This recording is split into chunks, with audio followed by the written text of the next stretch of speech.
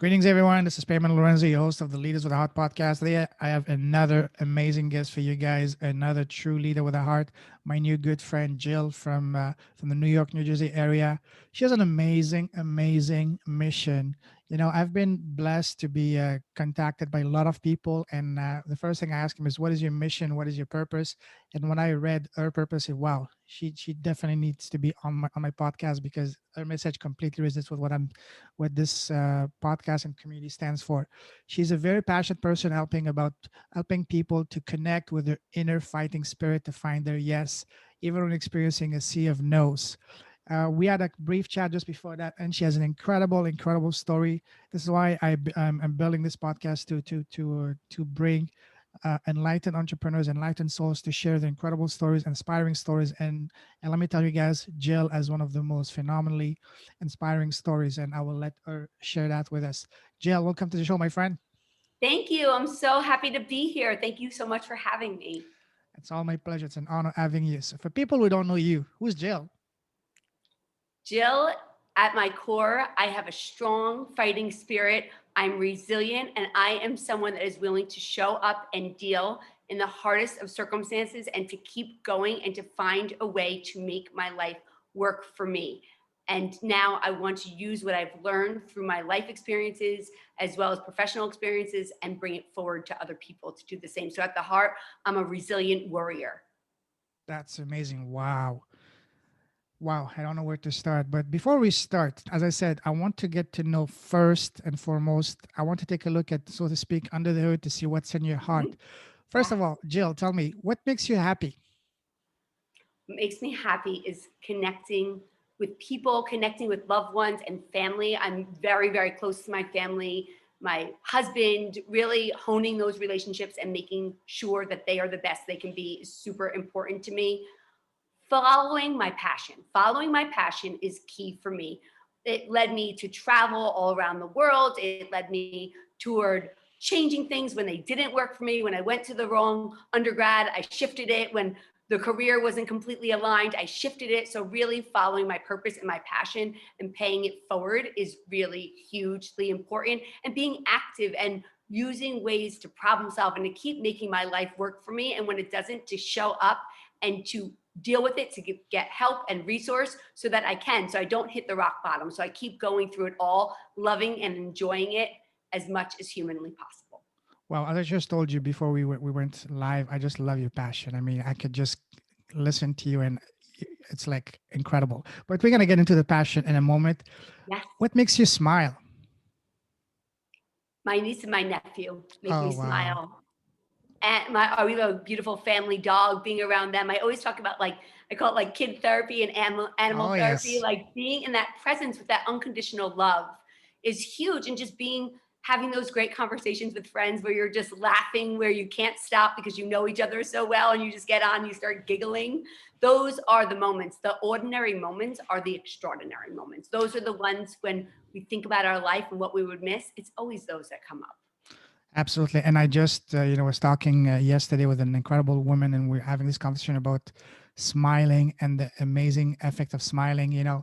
Smiling not only is, I told you just before that I don't use a business card because for me, the best business card is as a genuine smile. And also because, smiling for us to smile, we need about 2000, 3000 muscles to move at the same time. Can you imagine that? It's an amazing exercise, but Okay. also I even read a study, a very serious study, that said that if doctors were to prescribe an hour of daily laughing and smiling, whatever it is, whether it's watching cartoons, comedy, Mhm. that would have a tremendous effect on people's mood, on their productivity, on everything. And from now on, Mhm. even myself, I'm gonna watch, maybe if it sound whatever, I don't care, an hour of cartoons. I love my cartoons, even my comedy, just to smile because I love laughing. I love smiling.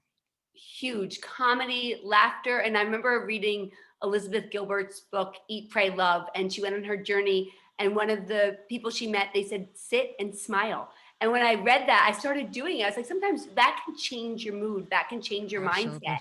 And one of the things that also makes me smile is helping Yes. people in a real transformative way. It just lights me up. Yeah, smiling and counting our blessings, being grateful. That's Grateful to that you. completely prevents you from being sad, being down or whatever. Even if you feel you in a very bad something bad happens, or you're feeling that nothing is going on, Mm. just watch a few minutes of comedy or a good cartoon, Tom and Jerry, whatever cartoon you like, and just watch how your entire mood, entire psychology, the way you're sitting, you might be crouching like this, and all of a sudden, Mhm. Yeah. just it changes everything. It Yeah. turns around your day, literally. You know. Absolutely. I know I actually start my day almost every day with a gratitude journal and Ah, finding the beautiful. things that I was grateful for, usually the day before. And I start it each morning. Before I write the gratitude, I write about the co collaborating with God, universe, whatever you believe with, in to create the energy, the vibe, and also to help you to best serve in the way that you can so that you could pay it forward. And that's my like intention. And then the next day I go back and look at all the ways that my day worked for me or that I made it work for me and all the positives. It's been huge. Like that whole idea of gratitude. It Oh just yeah, really does, it helps your mindset so much. absolutely, absolutely. Couldn't agree more. Tell me, what makes you sad and angry? Sad and angry. Wow. It can be a lot of different things. It really varies. I think that the idea when a lot happens at once and the overwhelming frustration of it when you're not sure where to begin or where to start, I think that can be very Hmm. upsetting, angry inducing, and emotional. I also think that obviously anything happening to a loved one or when you think that something is not going well with a loved one, that's major for me. When my health doesn't feel right, I come from a place of being born with a congenital heart defect. I've had two open heart surgeries Wow, and more extensive surgeries, as well as I had a heart transplant when I was 18 years old, which really was wow, the crux of some of this work. But really, what it is this whole idea of those things come up and they can be devastating. It can be sad, it can be angry, it could be all the emotions and scary. But when you think about it, and one big thing when I feel scared, so the things that make me feel scared, anything happening to a loved one, when my health feels uncertain, when I get those scary, hard diagnoses and I don't know where to begin, anytime when I feel like things are unjust or unfair, that is something. I'm a really big principled person and I have strong values and principles. So that's something that gets me upset when I feel that people are taking advantage of situations and other things. Those are all big and small ways that, I may get upset. And I think that a big thing that I've done, which I try to promote for other people, is to find a way to deal with those emotions and to get a professional help, a therapist, whatever may work for you, to help guide you to first identify your emotions and then to find an approach to deal that works for you. Because that's been so wow. helpful for me. Amazing. We're definitely going to talk a little bit further about your incredible experience of having, you said, what, two heart surgeries, heart transplant. That's incredible. We're going to talk about that in a moment. But Yeah. let me ask you now a fun question. You know, Yes. when we're kids Lighten it up. growing up, it's all about smiling. I hope it can make you and everyone listening smile, because that's one of my favorite questions. You know, when we were growing up as a kids, everyone around us, parents, families, teachers, ask us, so, Jill, what do you want to become when you grow up? What was your answer back then? Back then, I literally said, my mom was a teacher. I said a teacher and a lawyer. Oh, And wow. yeah, that was my combo, a teacher and a lawyer. And I remember writing it down in like fifth grade or something like that. And none of that happened. I went on to become Sure. a speech language pathologist and then later became certified health coach, life coach, and do empowerment coaching and motivational speaking. Wow. But at the core, though, I am teaching. I'm teaching people Yes. approaches and strategies of how to connect with their own inner fighting spirit, to keep showing up and to keep saying yes, even when it's really hard. So, in a Awesome. form, I'm doing that. Awesome. Awesome. Beautiful. So, one more question. Those happy school moments when you were growing up and as a student? What was your favorite subject in school? My favorite subject was probably around middle school. I would say English. English was Mm, one. Sociology. I mm, studied that undergrad. That I was always very interested in human behavior and humans and learning about that and like behavioral approaches, cognitive behavioral approaches. I always got really into that, and that was a little later on. But as honestly, I always really just loved school and I wanted to do well. I really, as a young kid, I had a strong desire to do well in school. It was just very important to me. As and also I had my subjects. Math was not my subject, but like English, spelling, I guess those are some reading and some of them with my health challenges and then had some learning challenges and I found a way through it. Some of the ones that seemed the hardest at first, like the memory and stuff, became the best because I learned study skills. I learned things that I Wow, wouldn't have learned if it came that easy to me. So everything that seems like a challenge in its own way, it's a beautiful gift. for sure, for sure. Wow. Now, fast forward to now. Tell us about your business. What are you doing? Yes. So what I'm doing now is I'm, like I said, helping people to connect with their resilient fighting spirit through motivational speaking, empowerment coaching, and the whole basis is helping them through the nose to find the yes. And whatever way works for them. It may be people that have had actual transplants like myself, or someone that it feels transplanted from their lives. How many of us feel like we're just not connected to who we are, where we are, what we want to be doing? And that is huge in helping people to say yes to themselves, yes to their health, but putting themselves center stage. It's their life. If they're not taking care of themselves, how can they take care of anyone else? So these are some of the areas that I talk about. I also help people to create what I call the yes filled mindset, which is to create these aspects of grit, tenacity, willpower, determination, because these attributes can help you to take empowered action, to be your own advocate, to speak up for yourself. So many of us find that so challenging, but if we just learn a way to do it, and it doesn't have to be in your face, it could be whatever works for the individual, but to find a way to express it, then we don't push it down. Then we don't wind up in a life that doesn't serve us, that doesn't feel aligned with us, because the more we keep speaking up as we go, it will really help this whole idea of problem solving. Many of us will face problems, but how can we deal with it? How can we look for what could be possible in all that feels impossible? Those are some big areas that I cover because I think it's just those are the crux to helping us to connect with that fighting spirit and to keep going, to make our life worth it and to live through all the aspects, even the heavy no's. Wow, amazing.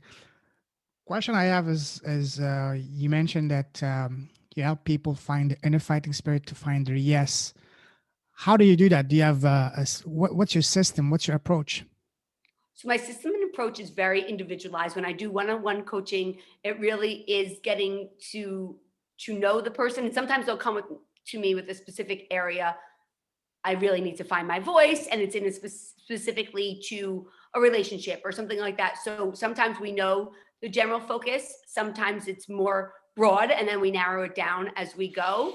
So it really is. And then when I'm doing speaking, it's really more the general, like the feel of what is going on now. And I go over with the person who's collaborating the talk with my different options. And we really hone into what they feel that that group needs, whether it's rising with resiliency or the yes filled heart or some other signature talks, and helping people through that, because in a large group you could still get to the root of what they need to hear, because through hearing someone else talk about their experiences, they see themselves, they could take the nuggets and apply it to their own experiences.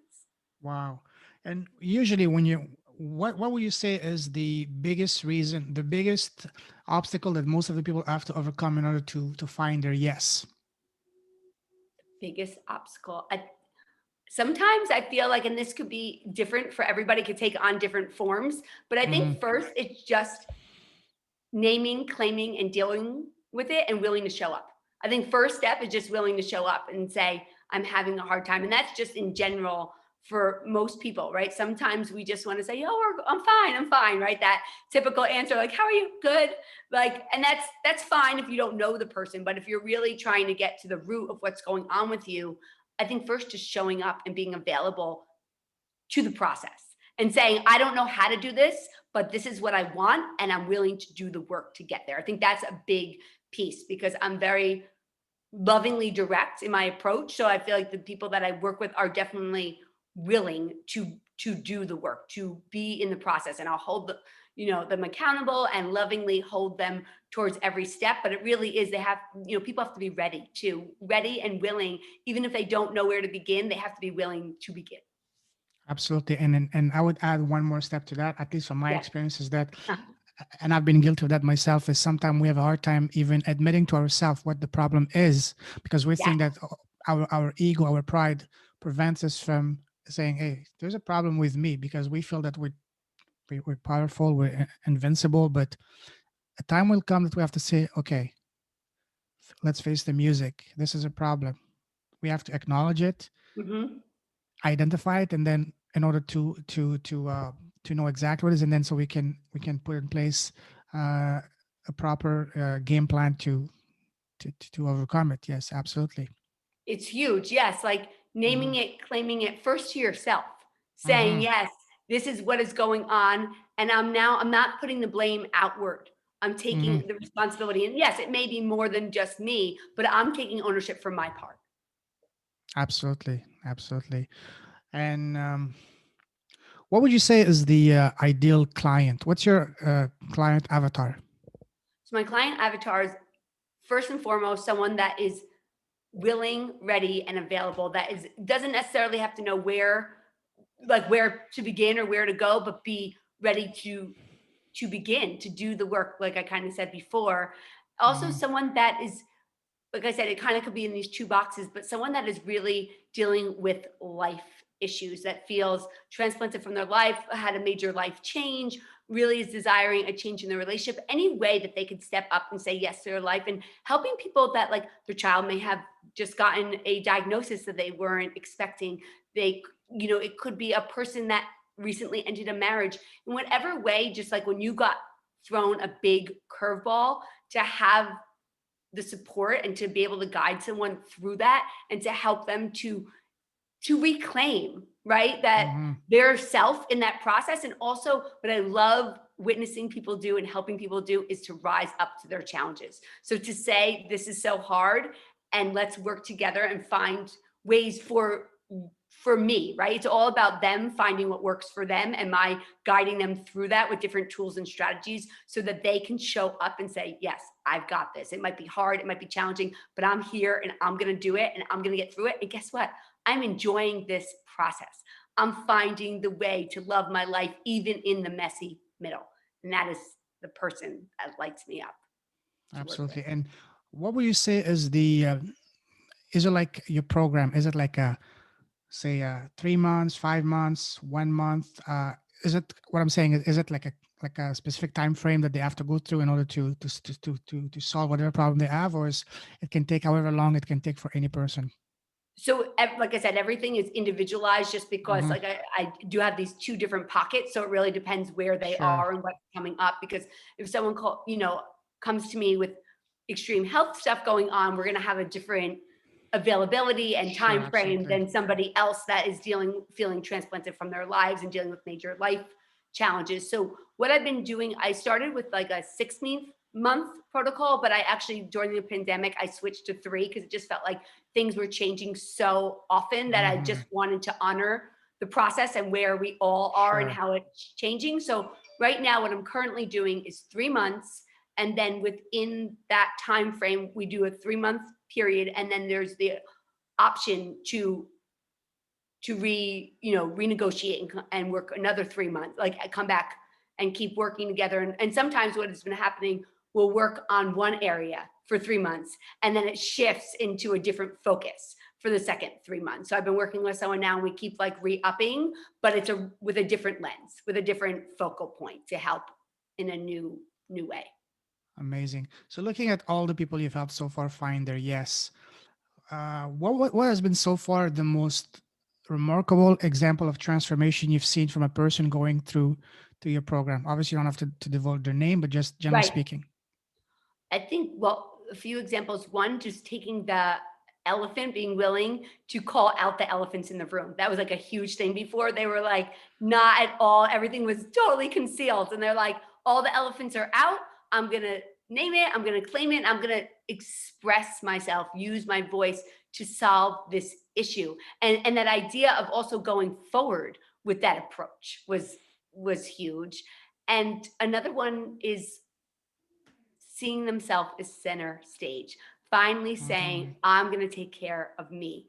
I love me. And what does it look like for me to be there for me, and all the ways that that evolves in Mhm. life? And I think that that is beautiful as well. And helping people that are going through a major challenge. It could be infertility. It might be, like I said, a child with that was just diagnosed with a significant learning disability, or whatever it may be, like those areas, and getting people to show up and say, I'm going to deal with this. I'm going to show up. I'm going to do everything I can. So those are some of the areas that I really love. And then when the person themselves, like whether I sometimes work with a varied age group, when they say, yes, this is what I need, when they claim what they need, when they become their own advocate and they say, oh, I need to do this because, and it's so clearly defined, that really is beautiful as well. Wow, that's amazing. I would like to talk now about story. I'm sure you've heard the saying, change your story, change your life. We all have had to change our story, especially you from what you told earlier. You said you've overcome some of the most incredibly challenge that anyone can face so far, especially at a young age, which is having a major heart issues. Tell us more about that, and how did that affect you on a day-to-day basis? Yes, absolutely. So I was born with a congenital heart defect. So, kind of the Hmm. idea of looking for a yes in a sea of no's. If I was Oh, born 10 yes. years earlier, I would not have been alive today. And I had first open heart surgery when I was 2. And then from that time, I had a bunch of years where it was fairly well maintained. I went to my cardiologist regularly. And other than that, I was doing really well. But some key things developed there: my self view, to view myself as healthy, regardless of what happened. And my mom, my dad were so supportive in that. And at 9 years old, when I was at my cardiologist's office, I also was the first time I advocated for myself. They were starting to have a Wow. conversation. He wanted to speak to my parents outside the room. I said, it's about me. I will be there too. I've been doing that ever since. That's And awesome. yeah, it was huge, because that Wow. those two things, and my inner fighting spirit that I believe came ignited at birth from being Oh, yeah. born with Wow. an issue. So I think those three factors really helped me when I heard some of my first big no's. My dad was diagnosed with cancer when I was Sorry to hear that. 14 years old. Yes, unfortunately, shortly after he passed away. And then within Yeah. like 2 months after that, I had major issues come up with my heart, with a virus. And then I had rhythm issues, all within the same summer. But that was also the time Wow. where I felt the nose, I cried, I screamed, and I yelled. I used an approach that helped with me, that I've worked with therapists to fine tune. But I also found a yes. I was determined to live my life, to stay connected to my friends who were not going through any of this, and have a summer. I'd always gone to camp every summer, and that was what I was going to do. And I did. I made it to the last 2 weeks of summer camp. So that was my big yes for that Hmm. summer. And then the small yes was every time my friends came to the hospital room and hung out with me. We had a bagel party, we had a pizza party. We made it work for us. And that was just an approach that continued when I then was told that I needed a second open heart surgery at 16. Wow. And then after that, I was told I was going to need a heart transplant. Holy And this was wow. all before I was 18 years old. So, My but God. through that time, my heart was failing, slowly failing, from basically all my high school experience, from freshman to junior year. But through that, I kept finding ways. And what was the big yes for me was to be with my friends, to have a high school experience, to live as fully as possible, to go to the concerts, the parties, the proms, do all of that, to live my life as much as I possibly could. And that's what I did. And that helped me to keep going. It made the fight worth it. That was something I asked myself: how am I going to make all of this that I have to do worth it? And it's finding ways to love my life no matter what. And that's what I'm so passionate about. And then when I received my heart transplant when I was 18 years old, the biggest yes of all, someone in their darkest moments thought of me, a complete stranger. And that Amazing. changed me. That saved your life, basically. Yeah. It saved my life. It was the gift of life. And that also showed me, talk about living with heart. Someone, a complete stranger, they saved my absolute life by giving me a physical heart. And that has The become ultimate my gift. ultimate gift. And that's Oh, become yeah. my mission and message, to use that gift to the best ability I can, to make sure that I take care of myself, and then that I could do the best to serve other people, to help other people in the best way that I can. So it was tremendous for me. And all of this really, it set the tone for how I live my life, how I share my gifts, and how I keep going. I mean, I've had many stuff since transplant. I've had 6 different occurrences of a transplant related cancer. And with all these things, I never let it What? stop me or define me. I know 6 different occurrences of this, Oh my of a God. transplant related cancer. And, yes, I could be sitting in a room, just totally seeing myself as a victim, but I'm not the victim of my story. You That's are not the wonderful. victim of your story. We are the victors. We can make that choice. We always have a choice. And that's why problem solving is huge, because we can make those no's closer to a yes. So that's really at the heart of everything I do. It's really all about heart, coming from my transplanted heart to all the people watching, all the people that I work with, and really sharing this message and purpose with everybody else in the way that they need it. That's phenomenal. As I told you before, Jill, you definitely need to write your own book. So just listening to that, I'm getting goosebumps because all the things you had to go through. I mean, it's enough if a person gets to experience one of those in a lifetime, but you experience all of them at once. It's bam, all at once. So what would you say was the biggest contributing factor, or what was the biggest fire reason that allowed you to pull through, to keep going despite all of this tremendous hardships? What was the single factor that allowed you to not give up and just keep going no matter what?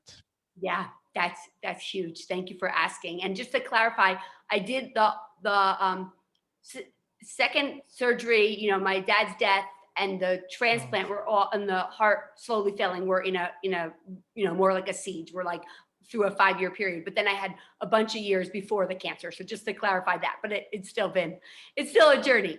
But what I will say is that what really kept me going, and what still does, is the yes filled mindset, which is that the connection to the attributes of grit, tenacity, determination, and willpower. mhm. Because when I hear no, you can't, that's when I start to think, how can I make this possible?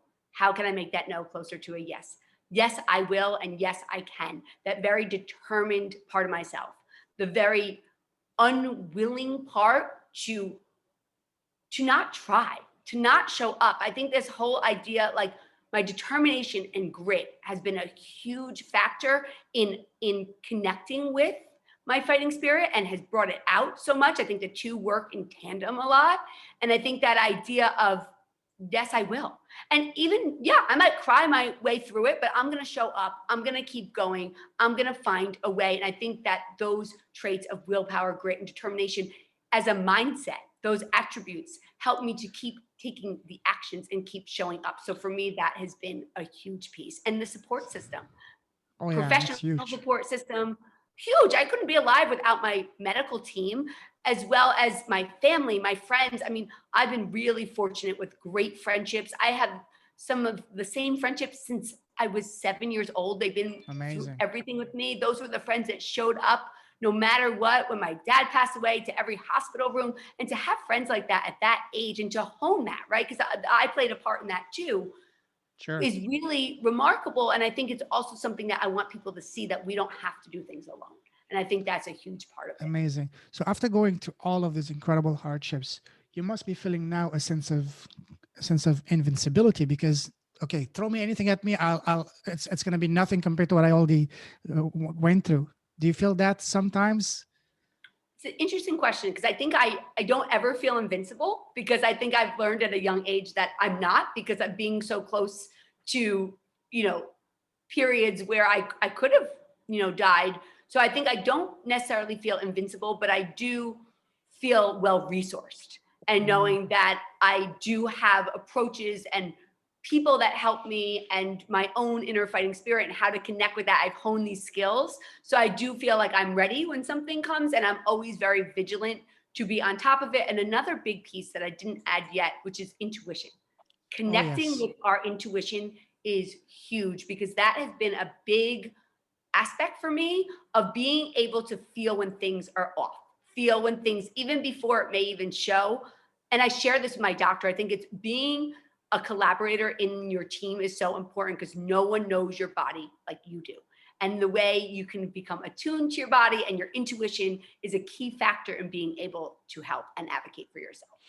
Absolutely. I agree a million percent with you when it comes to intuition. I had an amazing lady last week from Winnipeg, Manitoba, Canada, that specializes in just that. She helps people to get in tune, get closer, and listen more closely to their intuition because she said, and that's very powerful. I can relate with that.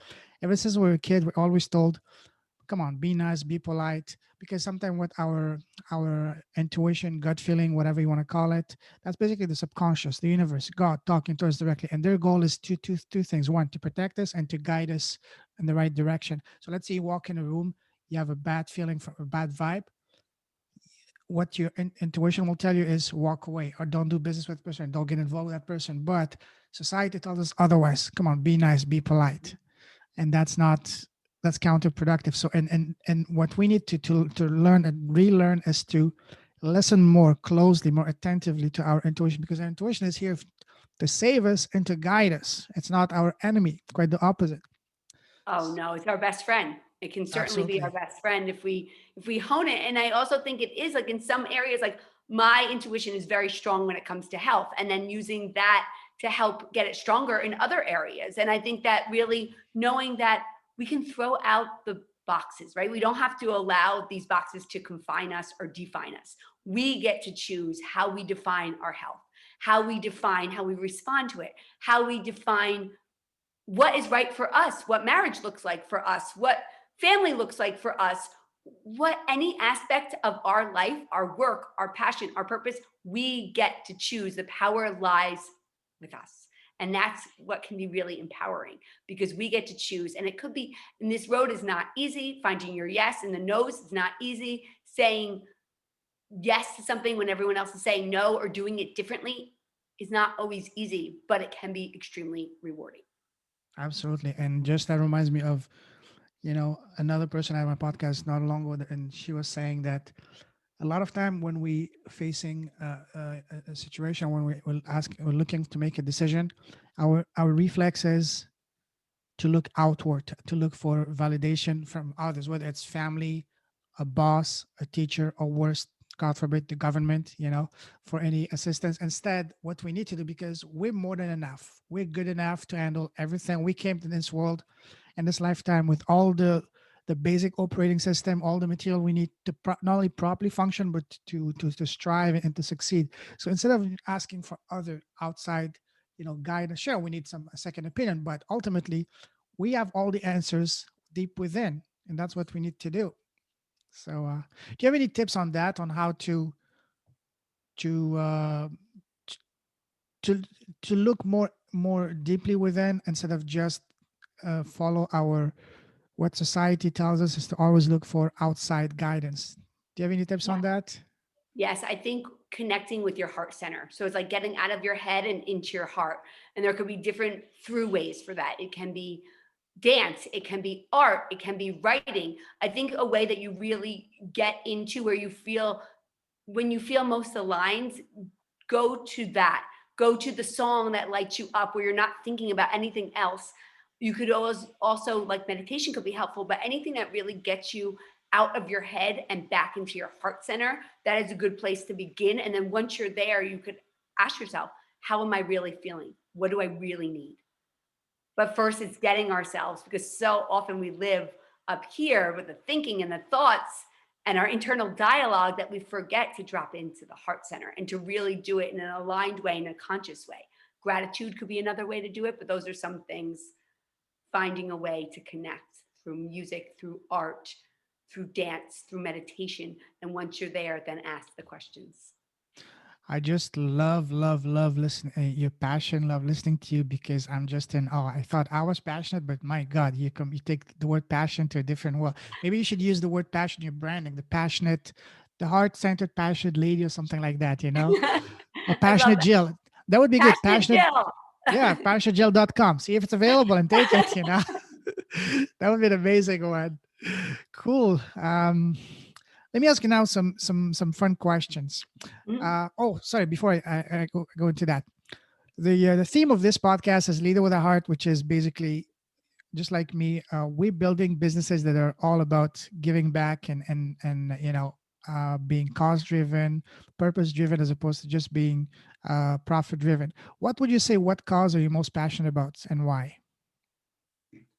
The cause that I'm most passionate about, I think in general, well, I work a lot with organizations, the American Heart Association, Of course. Evolve Pink, which helps people with uh, women with cancer. So really, organizations that give back and that teach and show people different approaches when you face different health challenges, and that's on more of a macro level. And then I think on a Hmm. micro level, it's really that we have the choice and that we get to choose and choose again. I think this whole idea of it's your life, it's your business. It's really that mindset, and to know that you get to choose. That is at the core of it, like that the choice and the self-expression, I think, are two things that I'm extremely passionate about, and getting it out in any way, and then supporting the causes, like with a heart, with a mission to, give certain amount of the proceeds towards a important cause that's important to you, important to your loved ones. And I think that it can be both on a micro scale and a macro scale. Absolutely. And as I wrote in one of my articles for Brains Magazine, it's one of the best ways to really build a tremendous connection with your audience, as well as with your client base, your customers, because as I said, people love to do good, but sometimes they feel they don't have the money, or they don't know where to start, or how to go. But if me and you, we allow them to do good to the purchase of our products, they will feel grateful, because and they will not feel guilty for splurging. They will buy. They will know that they're getting an amazing product or service, but also they Mm-hmm. know that they will be able to do what they want, which is doing good without lifting a finger. And for that, they will feel tremendously, grateful. So it's, and we can empower them, and we can do good. And in my opinion, that's the best type of business, because a lot of us, especially in the Western world, I've lived in 10 countries on 4 continents. What I noticed is a lot of us in the Western world, we feel, sometimes we feel empty after we reach our goals. Is because we don't have a strong purpose, a strong mission. And but if we have a cause aligned to our business, then we feel that gives us the purpose, that gives us the direction. Because once you align what you're passionate with, in your heart, with a cause, then you become unstoppable. You will never feel, tired or bored or whatever, to do what you do. So, Yes, it's true. The passion and purpose will drive you. yes. Yeah, uh absolutely. Absolutely, yeah. I mean, we can talk for hours because we both are passionate about that. But I'm gonna ask you now some fun question. Now, Hmm. do you have your own podcast? No, and not yet. Why not? It's one of the things, because when you start so many things at once, I want to pace Yes. myself. So I think that's one of them, and I really enjoy being on podcasts, and I want to be on more podcasts for the moment to Mm, learn more about that end of it, to then think down the line of possibly having my I own. see. Now imagine that you have your own podcast, and today you have the most special, the most precious guest, which is yourself. What would be the first question? I don't want you to think too much. The first question that comes to your mind that you would like to ask yourself. And I think a big question, at least that I think that is important to me: what makes you rise up now? What is it Wow, today that will help you to rise up to whatever it is? amazing. Now imagine that you add a time machine, and you can go back and meet your 18-year-old self. What would be the first piece of advice you'd give yourself, your 18-year-old self, sorry, knowing all that you know now? One thing that I was asked this actually on a Facebook like questionnaire thing once, and it's like Mm, first thing that came to mind was, you've got this. You've got this, yes, and you are going to not just survive, but you are going to thrive. absolutely, absolutely. And I keep hearing that from more and more guests, because at the end of the day, as I said, we come in this world with all the tools, all the operating system, to not only to be okay to make it, but to really strive it. It's just a matter of us to just, you know unleash it, just to unlock Mm, it and find it, and find a purpose, find the key, and the key is the purpose. absolutely. The key is the purpose. I love that. Yes. Yeah.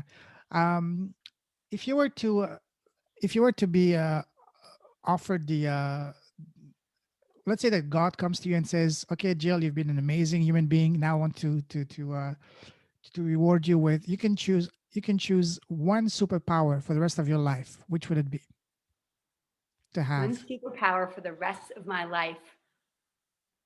I think that it would be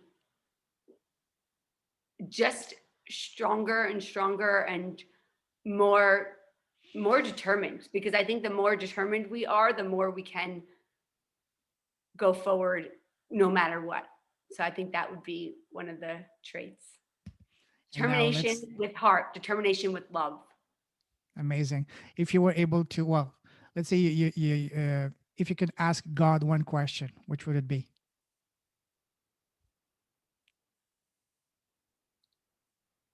How's it going with my dad? Oh, amazing, amazing, amazing, amazing. I'm sure he's in the best place right now. He's just smiling over you, guiding over Yes, you, is proud of you for all of that you've accomplished and overcome. It's, I can tell you that is in an infinitely better place than anywhere it can be in here. It yes, might not be here physically with you, but it will always be in your heart and around you forever. yes. Him And I and feel every, it. I yes. feel that. I have a great connection with him in that way. So it's beautiful. I feel that the people that leave us, they never leave us. They might leave us physically, but they will always be in our heart. They'll always be above, around us, smiling, guiding, praying for us. And from time to time, they can send us some messages through intuition, our intuition, to gut feelings, and sometimes even appear in our dreams. You know. Yes, I agree. And to go back on the superpower, I think one or two that I forgot, because determination is one that I Mm. fairly have, pretty nailed down. But trust and allowing. Oh wow, I think that those are key ones. powerful. That's amazing. Yeah. Well, listen, Jill, I would love to keep going this with you. I mean, we're two very passionate, especially you super passionate. I mean, I'm gonna name you as passionate Jill, you know? I love it. I'll PJ, take it. PJ, you know, PJ. I was going PJ.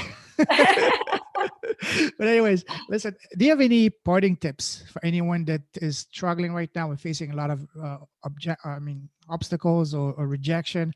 What would be the number one piece of tip you would give them to, hey, keep going, you will find your yes is just around the corner. Yeah, I think the number one tip is to just keep showing up to the best of your Mm, ability, and to let someone know or reach out for support, reach out for help. You don't have to deal with this alone. You don't have to struggle alone. There's resources and support to help and guide you. And one small, find the tiniest bit of light and let it come in and start there. One small step in the right direction can get you to your next and your next and your next, and can help you to keep going no matter what. And you're stronger than you know, think, or feel at this time, and keep going. You've got this. you've got this. That's the key takeaway. You've Yeah. got this. I love Yeah. that. And what's the best way to connect with you, Jill, for anyone that would like Yes, to reach I out? can. Thank you. I can be reached at on Instagram at I am Jill Hollander, as well as my website, jillhollander.com. My email is jill at Jill Hollander, and my Facebook business page is also at I am Jill Hollander. All right, I'll put all of that in the show notes. Well, it's been Perfect. an absolute honor having you, Jill. You're not only a true leader with a heart in the purest sense of the word, but also you're an enlightened soul. You're the ultimate definition of a survivor. And yeah, I mean, there's one Yeah. thing that that I one quote that I remember reading and that will always remain with me is that, the two most important dates in our lives are first when we are born and second when we find out why we are here. And I'm pretty sure that for you, waking up from the surgery of the transplant of the heart attack must have been your not only your second birth, literally, but also for you, it might have given you a completely new purpose and direction for your life and a Yes. force. Yes. Waking up from my heart transplant. Yes. Fortunately, I haven't had a heart attack, but yes, waking up from my heart transplant, and everything since then, as well as the reminders, right? I'm someone that is constantly getting reminders of how precious life is, and to help myself to keep asking and redefining of, how do I really want to live? What do I really want to be doing? How do I really want to feel? And I encourage all of you to ask yourselves, how do I Amazing. really want to live? What do I really want to be doing? how do I really want to feel? That's a key, powerful. I will definitely re-listen to that myself because you've been dropping some incredible value bombs. And yeah, so I salute you, Jill. You're sorry, passionate Jill. I Mhm. salute you. You're amazing woman, amazing person, and you're a true leader with a heart. Stay safe, stay awesome, stay healthy, keep spreading your beautiful message around the world. God bless, and I'll see you soon. Take care. Take care. Thank you. Goodbye. This has been wonderful. Take care. Bye bye.